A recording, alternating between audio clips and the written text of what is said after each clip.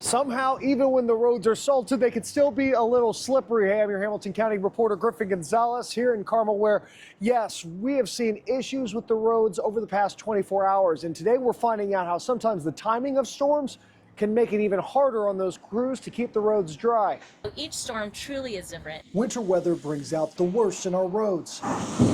Then you suddenly get on the roadways and crews haven't had a chance to get ahead of this system. That was a key component this morning. There wasn't a lot of moisture. It was more about when it hit. Even here in Carmel, where the roads are usually cleared in time, still issues like here at Bar Louie, where this morning a car quite literally went through their patio.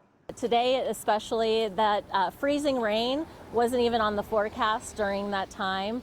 And so we had already kind of wrapped up phase one of our snow response and had to head those trucks back out there. But today we found out there's no perfect science to clearing roads. It often turns on the time and the type of weather situation to determine what situations are best. It's not only about totals sometimes. It often is about timing and when people are going to be out on the roads or when they're not. Fishers PD said they responded to 23 crashes before 1 o'clock Thursday. And tomorrow we'll have our full shift, which is around 45 trucks out there. Despite the strength of their crew, they say every storm brings a challenge. The time of day that it comes in, it depends on, was the weather warm before the snow came in, or was it below freezing temperatures? That even impacts the type of treatment that we're putting on the roadway. With more weather on the way, it's important to try and let the trucks do what they do. Then it just creates problems that there are a lot of people out on the roadways. It's hard for then road crews to get ahead of things. And then in the next few days,